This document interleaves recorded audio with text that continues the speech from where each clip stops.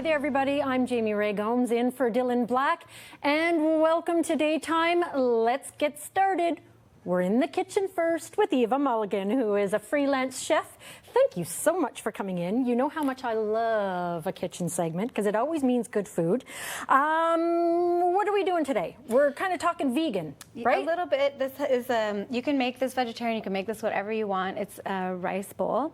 So I'm going to talk about a foolproof brown rice recipe. Okay. Because even chefs, I'm a chef, even chefs can have a tricky time with rice, so we make it hands off, and it's really foolproof, so that's a great start. Okay. And it's in the oven, so I'll break that down in a moment, and then the elements can be really versatile, so that's where the vegan or vegetarian comes in. For sure. Because I mean, rice is really a blank canvas. Absolutely. Right? And it's a mild flavor, so you can add a lot of zingy flavors to it.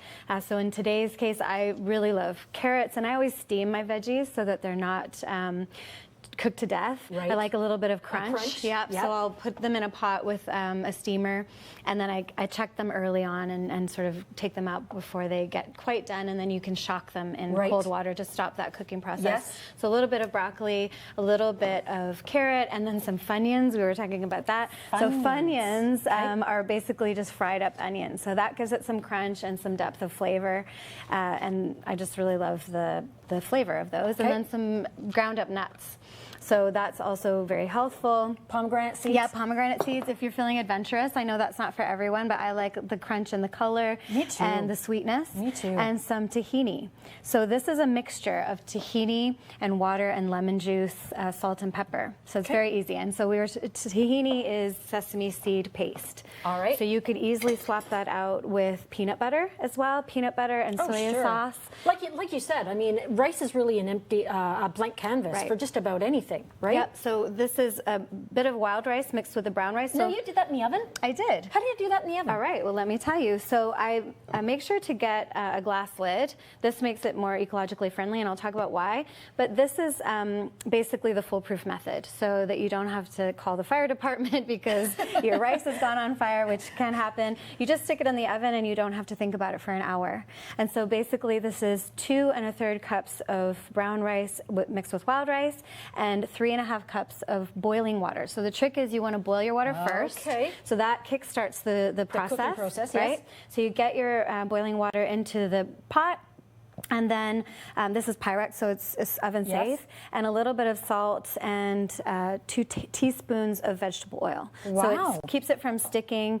And how long does that take? For 1 hour. And you know what I really like too is it looks flaky. It's super fluffy. You know that rice that turns out and it's gluey and it's all sticky? That's right. That looks really flaky, which which I love. that's the foolproofness of it, is that it's really fluffy every time. You do your rice all the time like that? Yep, I do now because I love this sure. recipe because I can do other things. I don't have to keep sort of paying attention to it on the stove. Yeah. I know that it's going to be okay in the oven. Awesome. I set your timer though. That's an important love it. component. And then from there, you can. I'm going to hope this doesn't make a fool out of me, but I'm going to put it in my bowl so you can shape it a little bit. So to get fancier, if you have something that's a round form, and I'm going to put it right into my bowl. So of course this is our base. You could flavor your rice as well if you want to make an Asian twist on your dish. So I like also sunflower seeds. Yes. Oh, yeah. All kinds of seeds. All kinds and of seeds in your rice. Hey, to give it that crunch. I love that contrast of the flaky, woody type rice right. along with that. Yeah. So I've put the rice in my hungry. bowl, and we're going to eat it. So, and then I just flip it upside down, and it just kind of makes a little, gives it a little flair. Okay. And then from there, very simply, but again, you can get fancy with this. And the nice thing about this is if you're having lunch, you can bring this easily to work and make a whole batch of it on a Sunday. Yes, and it lasts a long time in the fridge, actually. And the nice thing is that, and you can, get creative, put different, you could have a Mexican rice bowl one day, you could have an Asian rice bowl another day. Now tell me, you've been on cruise ships. I've been all over, yeah. I've pretty much seen all over the world. You were cooking on cruise ships? I was also cooking on yachts. Really? I've cooked all over the world in Martinique and France, and I've lived a lot of places too. So how do you think that has changed or shaped the way that you cook? A lot, I would say, because a a big cultural influence was India. I love Indian food. I love what they do with spices.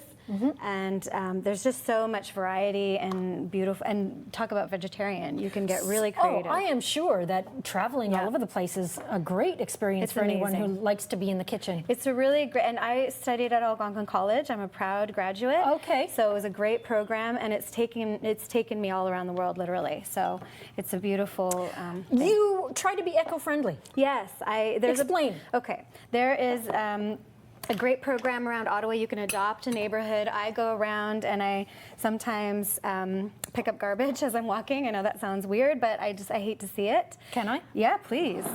Please enjoy. And there's a little bit of salt and pepper. Are you a salt and pepper person? I am. So that sauce that I put on was the tahini and lemon. And you can use peanut sauce. It's very simple, but it's hearty, and it'll last you a good long time in your stomach after. Keep talking about the eco-friendly. The eco-friendly. So I always take with me in my purse a little kit, and I've got a spoon, a knife, a fork, so that I don't have to use plastic. I have a straw. I always bring my coffee cup, because that's what I see around the neighborhood is coffee cups on the ground and tons of plastic, and always my water bottle, especially on the plane, because they don't recycle those cups. Yes. But you can go around and adopt. You can talk to the Because city you of were really Ottawa. big into the cleaning up the neighborhoods, Yeah, everybody there getting was a together. GLAD program, and they sent you a kit, and you pick up the garbage, and then you take pictures of it, and it was a great program. So it's good to get involved. Yay. Just saying. Thank you so much. Thank you. Thanks for having me. Wonderful. Eva Mulligan, she is a freelance chef, and rice, you can do so many things with it, and put it in the oven. And if you have any questions, you can reach me at jazzdavis@gmail.com. Perfect. Thank you so much. Thank you. We're coming back in just a minute, and we're going to be talking about the Santa Cruz Parade coming up this weekend. We'll be back.